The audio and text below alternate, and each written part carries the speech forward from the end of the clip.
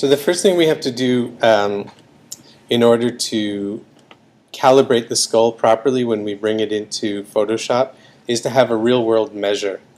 And the easiest way to do that is to create something that can be easily measured. Now you don't have a little cube in yours yet, so if we wanted to just create a polygon cube, just go to the Create menu, Polygon Primitives, and again I would ask you to turn off this interactive creation option here. If you have that turned on, it will ask you to click and drag on the screen to pull out the box. If it's turned off, it will just create a 1 unit by 1 unit by 1 unit cube, which is what we want. So mine's off because there's no check mark beside it. So I'm going to leave mine there, but if yours has a check mark, just click on it to toggle that off. And then go back and create a cube. It'll create a cube in the middle of the world here. If I hide my skull, we can see the cube that's created here. And we just want to drag it outside of the skull and down a little bit. So we want it kind of placed nearby the skull, but not where it's going to interfere with drawing the face.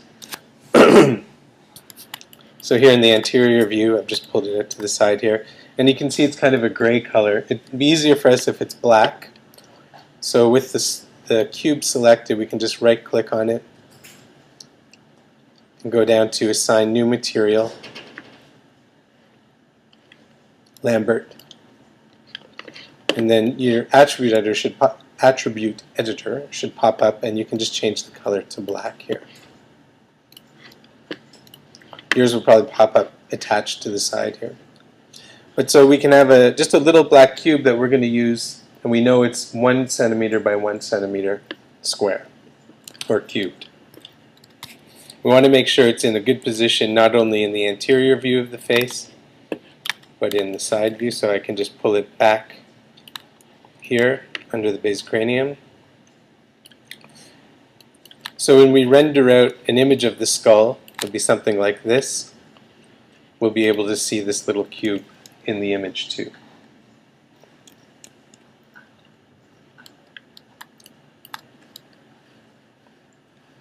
So you don't have to do this right now. I'm just going to carry on and talk about the next stage, which is rendering an image out of Maya. So when I say rendering in Maya, it's taking the 3D scene and creating a 2D image of it from whatever camera you're looking through. So you only want to do this after all your tissue depth markers are in place and appropriately scaled and oriented. There was a question earlier about how you choose to angle the tissue depth markers. In the Stefan article that Abby presented today, there are some indications of that angle, partly based on the drawings that they have in there, but also there's an indication of where the soft tissue anatomical landmarks are as well. If there's something where it doesn't show you how to angle the tissue depth marker, the best course of action is to go as perpendicular to the surface as possible. So for a Supra M2, for example, if it doesn't show you what angle it should be exactly, it should just be pointing perpendicular to the local surface where you place it. So it's probably going to be coming out. Think about how these people are taking the measurements, specifically with the needle. The original ones that are done with needles would be pushing probably straight in from the outside to that location that they would palpate. Okay, so that's kind of the guiding principle. Where we have information, follow that. Where we don't, try and make it perpendicular to the surface. So once all those tissue depth markers are placed, we want to render out an image of the skull from the front and from the side that we can draw around. So this will be our reference. You can see I don't have my tissue depth markers in place here yet, but we'll go ahead and do it anyway. So there are a few steps that we have to do here in Maya. You can see on my screen I've got this green box around my image, and I'm in the front view right now. Side view, I've got the same thing. We can turn that on in both of these panels by going to the View menu, View, Camera Settings, and we want to turn on the Resolution Gate. Yours by default will have no gate turned on. These are all camera terminology about how much of the film is exposed to light. So this is what it looks like by default, but if we go to View, Camera Settings, Resolution Gate, we'll get this green box. And this is the portion of this panel that will actually render, that will be turned into a 2D image. And so right now this box you can see up on mine, and yours probably is by default is probably the same, is 640 by 480. That's the number of pixels. So 640 pixels or dots going across, 480 going down. We have to change that slightly so we get a bigger image that's about 1,000 pixels going across and 1,000 going down. So we'll get a square image instead. And we can change that. My screen's not big enough to show this. Hold on a second. If we go in to our module drop-down in the top left corner here, there's a module for rendering, which is what we're doing. We're rendering. And then some new menus will come up at the top, and the one we're interested in here is the render menu.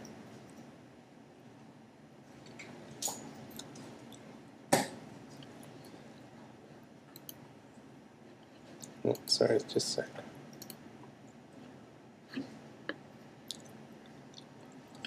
So you can see when I click on Render Current Frame, it renders an image of my scene here.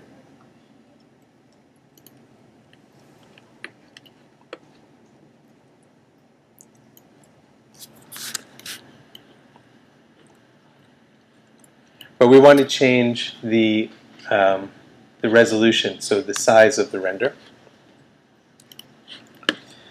Another way to get there, in the shelf menu up here, there's a little window with one of those clapboard things from movie sets.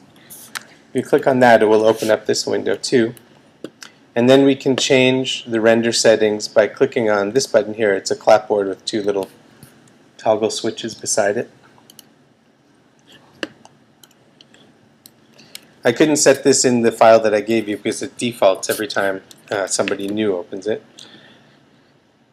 But if we click on this clapboard with the two dots beside it, we'll open up our render settings.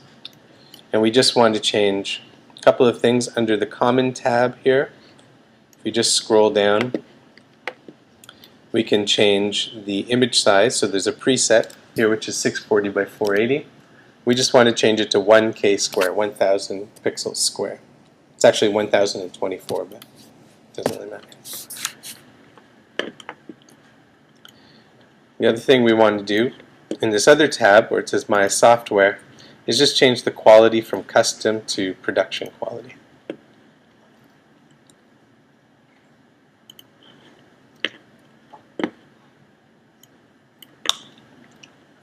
Sorry. So now when I render this again, you can see the aspect ratio of this image changes. And we get a square image that's bigger. Now one thing I'm noticing about this skull is that part of the side is in pure blackness here. So a couple things we can do to change this and make it easier for us to see is to change some of the camera attributes in each of the views. So each of these panels is a different camera, so we have to make changes to two cameras here.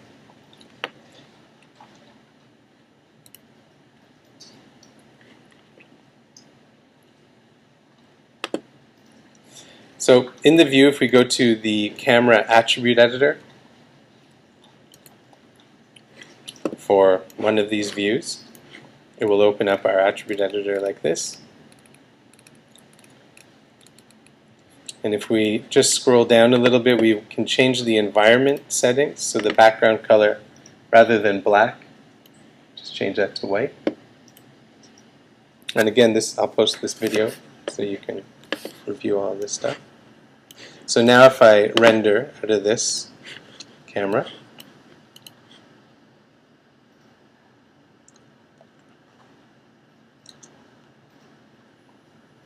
we'll get an image like this instead. Now it's still dark on this side, but I think we can see enough information with the silhouette that we don't have to change anything. Your tissue depth markers should still be visible because they'll be poking out from the side here once they're in place. So we have to do that for both cameras. So that was for this camera, and I'll do it for the other orthographic view. So under the View menu, in the panel, the Camera Attribute Editor, scroll down to Environment, change that to white. That just changes the background color. And if I render here,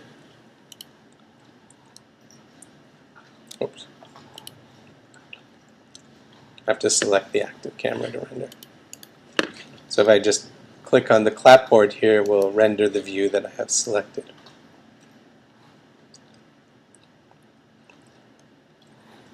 And so you can see we get a view of the skull and our little cube that we know is 1 centimeter by 1 centimeter. Oh, I shouldn't walk away from the computer. So what we want to do now is do our final renders and save these out as images. So what you'll notice is that in this camera, I could have the camera really far away from the skull, and if I render it like this, then we'll get a tiny skull, which is not that useful for what we need to do. But that doesn't change the view in the other camera. We'll still, this camera is close up to the skull, so we'll get the proper view here. So the easiest way to make these views as similar as possible is to select the skull, and you'll have to turn off the reference in the display layers here. If we select the skull and the mandible, and just hit F on the keyboard, it will focus our selection. It will try and center what we have selected in this view here. If I go into this camera, still want those two things selected, and hit F again, the camera will zoom in, and we'll have these occupying about the same amount of space in Maya. So when we've done that, tissue depth markers are in place, we've got our little cube, we've changed the background to white, we want to render out two images from the side and from the front. So with this view selected, just pressing on the little clapboard up here, that's going to render out that image for me. And I'm going to save this image. So in this window that opens up, our render viewer, there's another File menu here. We can go to File, Save Image, and this should save up into the appropriate folder because you've set your project like we've talked about before, and it should go into the Renders folder, which is what we want. We want to change the format to a TIFF, T-I-F-F, and the reason for that is that a TIFF will hold all the color information that we have here, so describing the form of the skull, but it will know enough to cut out this background white material and have a silhouette outline around this. Other file formats that you're familiar with, like JPEGs, can't do that sort of thing. So I would rename this skull reduced, and this was the side view, and just save that as a TIFF. And then go into our other camera here, do the same thing.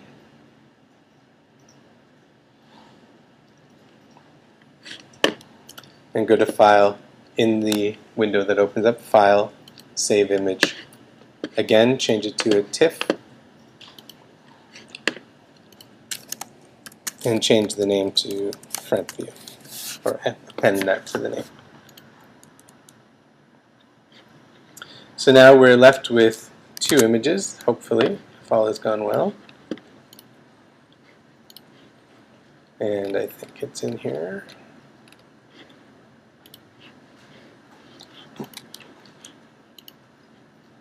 You see where mine got saved to. Oh, my ear model. I didn't set my project when I started, so it went to the last one that I had open. So I'll just go there.